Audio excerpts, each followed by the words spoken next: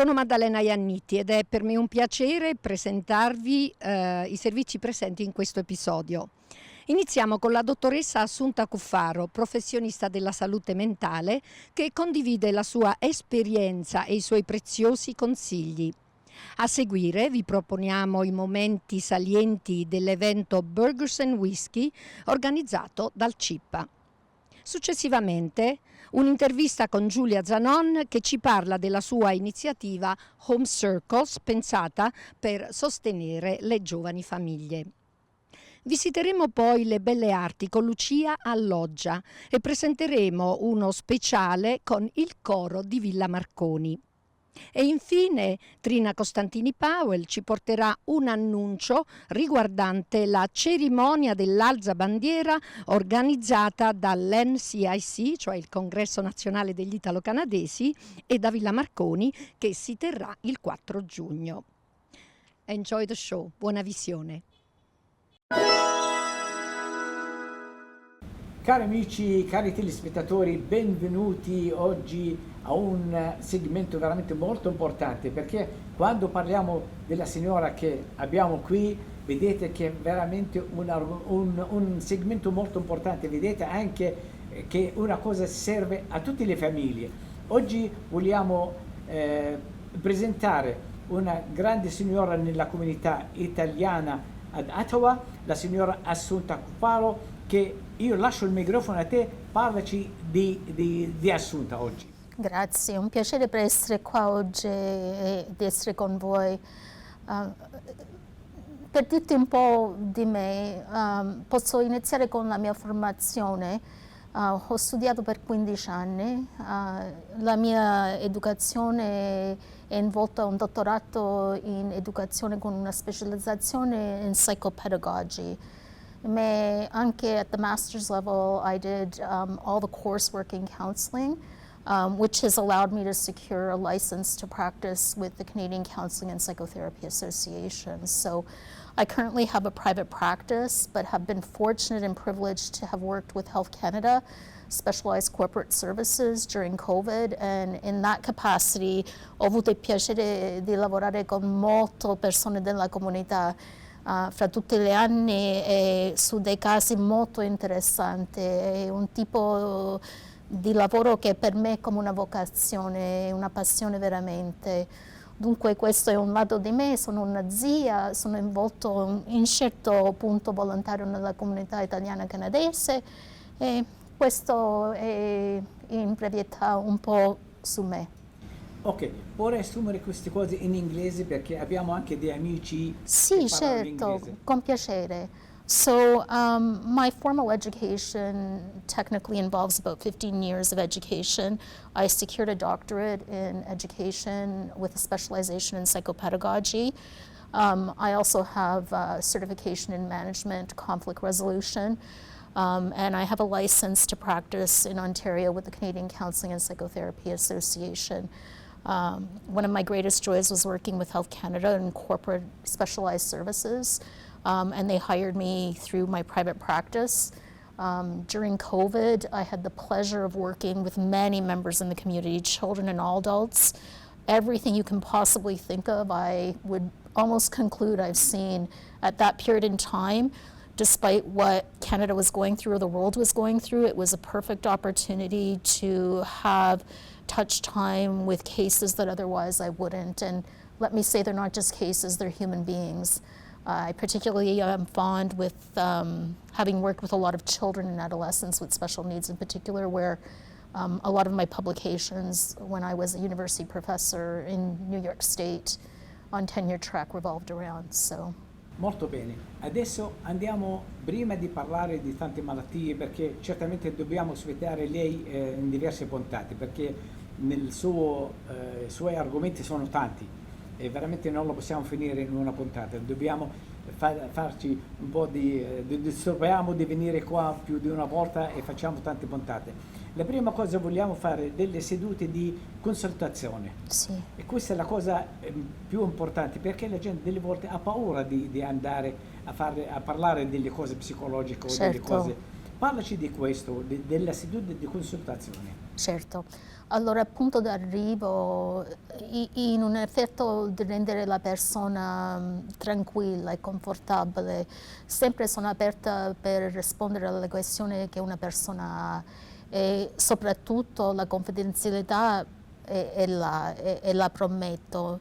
Inoltre perché parecchie delle situazioni in cui io sono esposta, sono molto private e la sensibilità deve essere là. Prima di tutto dico sempre, io prometto di non giudicare, non è il mio posto. Io posso usare la mia formazione, la mia esperienza di lavorare con tanti per aiutare, per rendere la vita più facile, lo potremmo fare insieme.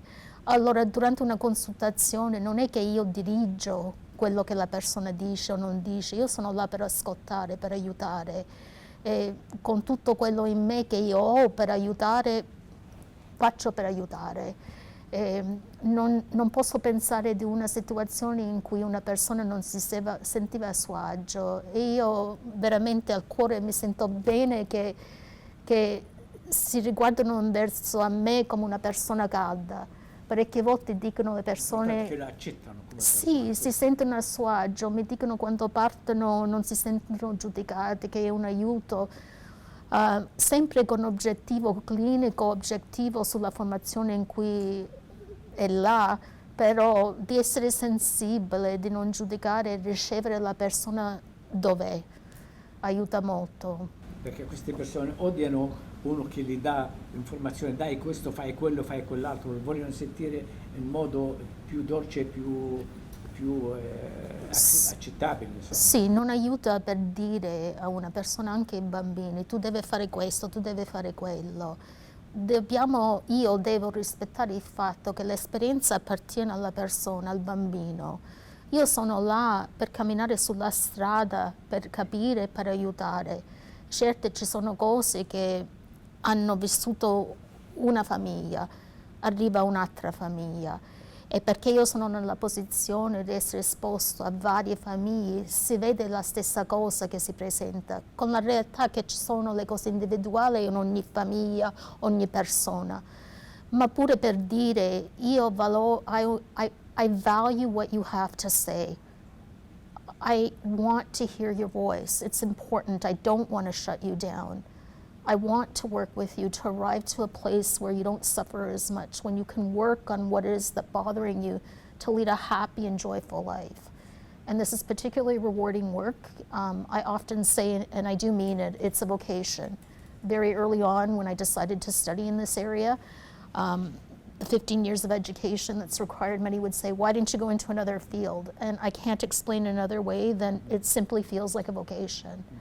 And so certainly it's something that I'm very grateful that I have the opportunity to do, and I've met such wonderful people and had the pleasure to see them come to a good place in their lives, which is a very privileged position to be in. Io sono sicuro che la gente arriva dalla persona giusta, si trovano sempre bene. Per oggi ci fermiamo qui, ma avremo tanti da parlare nelle prossime puntate. Grazie per essere con noi oggi, alla prossima puntata. Grazie a lei.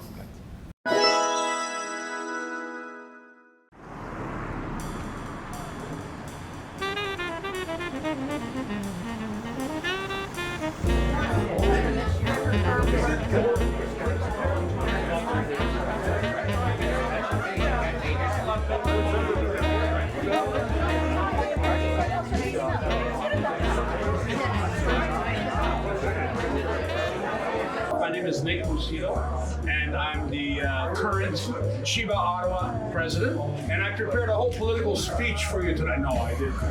But I do have a few words that I want to pass on, and I'll be quite brief. First of all, it warms my heart to see all of you here tonight, because this is an exceptional night anytime that we meet. And you know what, it bodes well for future events that we're going to be planning, and we are at different stages of planning those events. So these events are designed so that you have an opportunity to meet and greet other business-oriented people, to interact, network in a pleasant social setting. Exhibit A. I think you'll agree with me, it's a very pleasant setting. CIBPA is an association of business individuals where our heritage as Italo-Canadians meets your ambitions. So we have been connecting Ottawa's business community since 1961. And we will be celebrating this exceptional association at a Jubilee event in the fall of September 11th. That's this year. Although we promised there'll be more fireworks of the benevolent kind at that time in the form of scholarships from our scholarship fund, which is really the cornerstone of who we are. We're investing in the next generation of Canadian-Italian entrepreneurs and leaders. But make no mistake, we need members who want to be connected to a trusted and time-tested network of Italian-Canadian professionals who share your values, your ambition, and your pride in your community. We have a trifold brochure that I'll be handing out shortly that explains all that and much, much more. So please consider our invitation seriously and become a member. You may want to become a member this evening, and we can certainly accommodate that. Come and see me personally and take advantage of the mentorship opportunities we can provide. And having said that, let me highlight some of the former presidents of our CIBPA family. So if you would be if you could be acknowledged, we have Tony Zacconi here. And part of his clan. Gina's here as well. And her husband is here. And then we have Sonia San Giorgi, just recently. We have Paolo Pettofrenzo, who's now a governor. And many other distinguished guests. So we're very pleased that you made an effort to come out. And having said that, I want to wish you buon appetito e buona serata.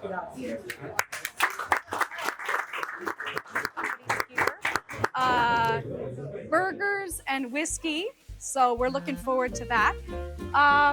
Just before we begin, I'm just going to ask you, what is whiskey? When you think of whiskey, what is whiskey?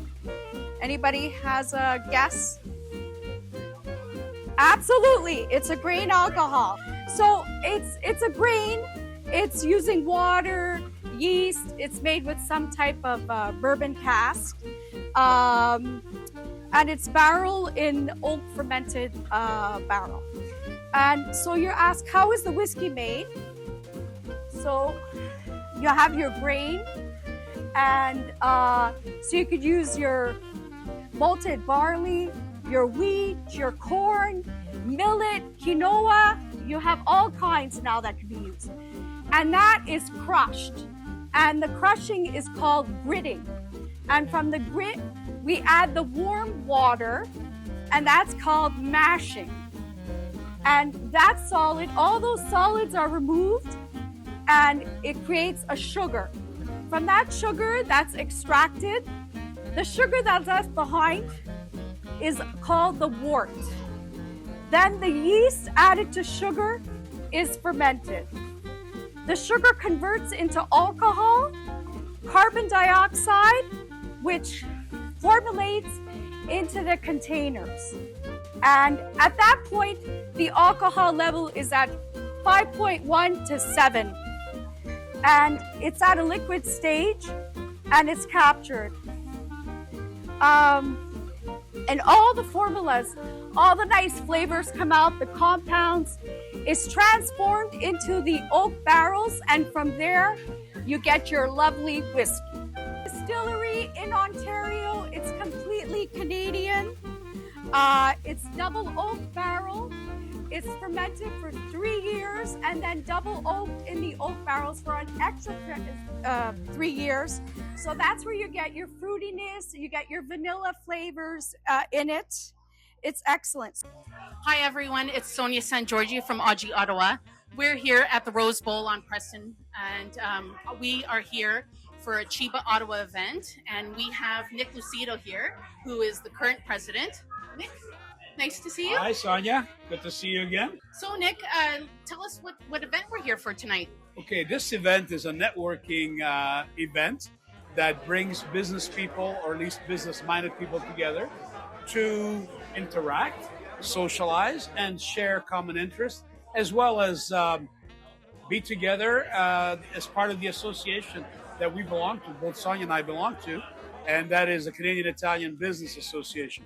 So we've been around since 1961. We do these kinds of events for networking throughout the year to give everyone an opportunity to come together and share their ideas, share their interests, and create an atmosphere of collaboration. So the event we're at tonight is the Burgers and Whiskey Night, is that correct? Burgers and whiskey, yes. And if I'm not mistaken, it's your 4th annual one. This is the 4th annual, yes.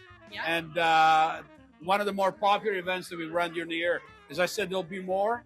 There's another one coming up on the 17th of June during Italian Week, and it's going to be an AI event and how AI is going to be impacting the food industry. That sounds very exciting. What other events are you planning on having for the rest of the year? Well, we have a Jubilee event coming up on September 11th, which will celebrate 65 years of this association. So We've been around for a while, and that's usually a fun event because it showcases the cornerstone of what we're all about. And that is, we create funding for scholarships for eager entrepreneurial students who are from the Italian-Canadian community. That's great. I look forward to that event every year. Well, I do too, especially the dancing part. And the food is good too. Yes, and that will be at Sala San Marco. That'll be at Sala San Marco on Preston. That's right. Well, thank you so much, Nick. You're very welcome.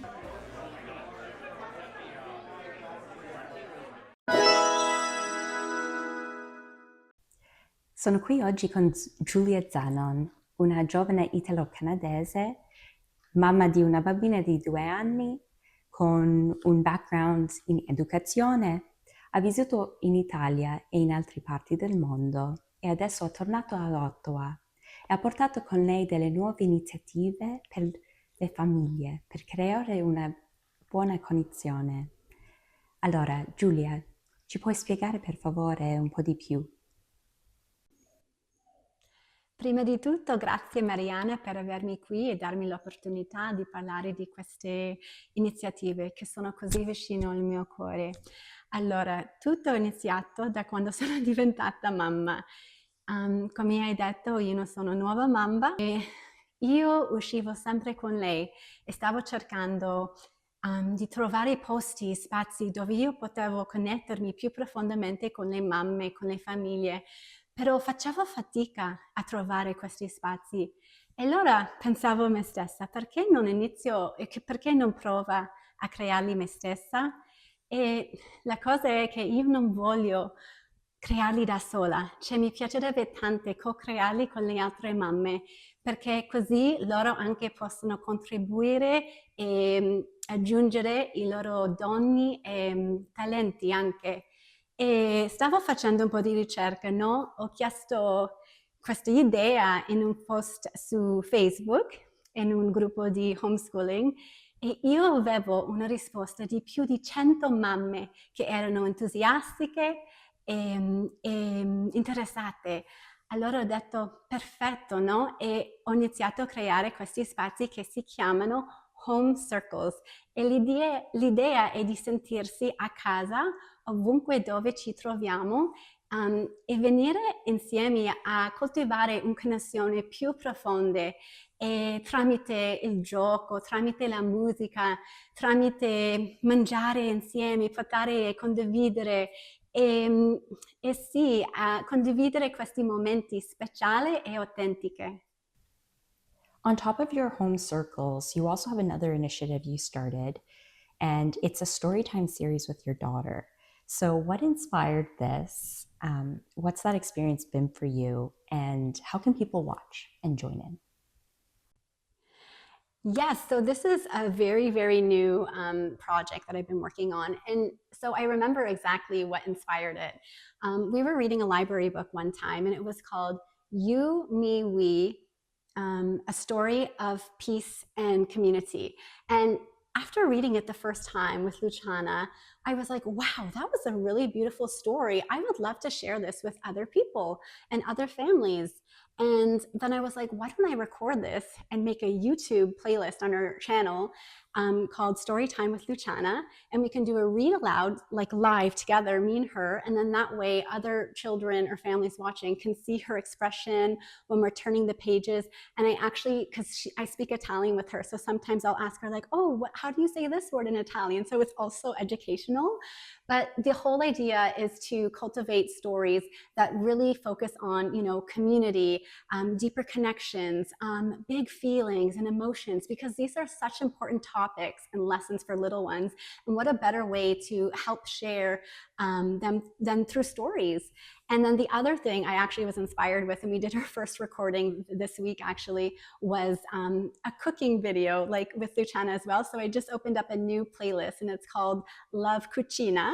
And it's me and her cooking in the kitchen. I have such a passion for cooking, and I love inviting her to do it with me, even though it requires more patience and can be very messy at times. These home circles in the city, we have a much larger vision of actually doing them across the world, but we are starting where we are. So I'd really love to have a foundation of these home circles, and then, like I said, invite other family members and adults who wish to co-facilitate so that they can stay strong and continue across the city when we venture off to our next step, because we will be a homeschooling family. And the idea is to bring these initiatives everywhere we go. It's not just traveling for vacation, but traveling with purpose and sharing all the work we're doing, the educative endeavors, and really building bridges across communities every place we go. And like I said, that feeling at home within ourselves and connecting wherever we are with whoever we're with. That's beautiful. Thank you so much for sharing with us, Julia. Grazie a te, Mariana. Ciao. Ciao, ciao.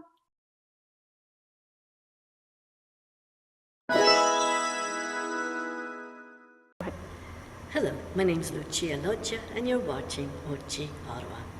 Today, we're back at St. Anthony's Church, and we're going to be talking about two paintings. Although most of the paintings in the church are done by Guido Nincheri, these two were painted by a group of nuns. Although much is known about the Guido Nincheri frescoes and stained glass at the church, very little is known about the two paintings in the alcoves, the Madonna painting of the Immaculate Conception or Assumption, and St. Anthony preaching to the fish. They were painted in the early 1900s by nuns. That's all we know, that they were painted by nuns. So, let's start at the Assumption painting. This painting of the Madonna is based on Spanish artist Bartolomé Esteban Murillo. He lived from 1618 to 1682. He painted multiple versions of the Madonna theme. A similar Madonna painting can be found in St. Patrick's Basilica on Ken Street, also painted by these same nuns.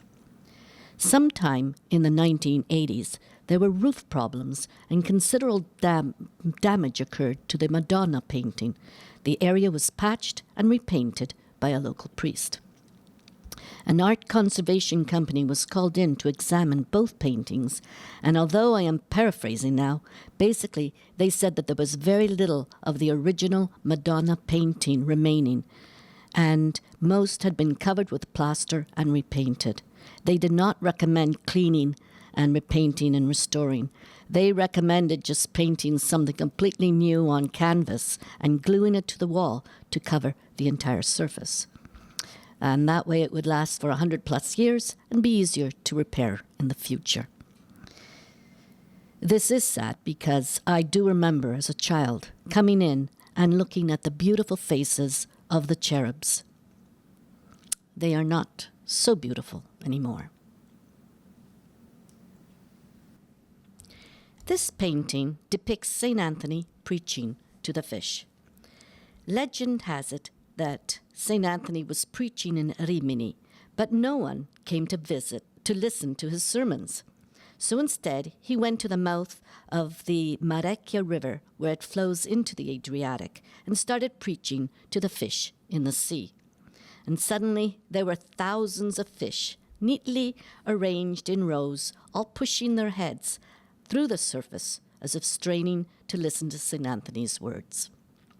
This painting did not have as much damage in the 1980s, so the Conservation Company did recommend it be cleaned, which would take about 3 to 4 months and cost approximately $40,000.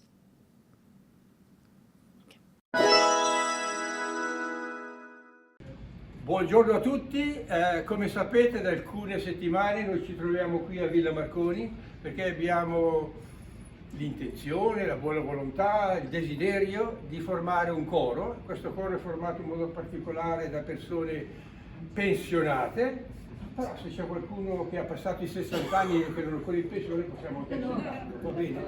Comunque questo coro qui vuole essere un incontro, un momento di incontro per pensionati, in modo tale che possiamo sentirci utili e invece stare a casa tutta la settimana a fare poco o niente, almeno una volta alla settimana ci troviamo per fare qualcosa di utile. In più, l'altro scopo fondamentale è che vogliamo che le canzoni regionali non si perdano, quindi cercheremo nel limite del possibile di toccare un po' tutte le regioni d'Italia. Forza!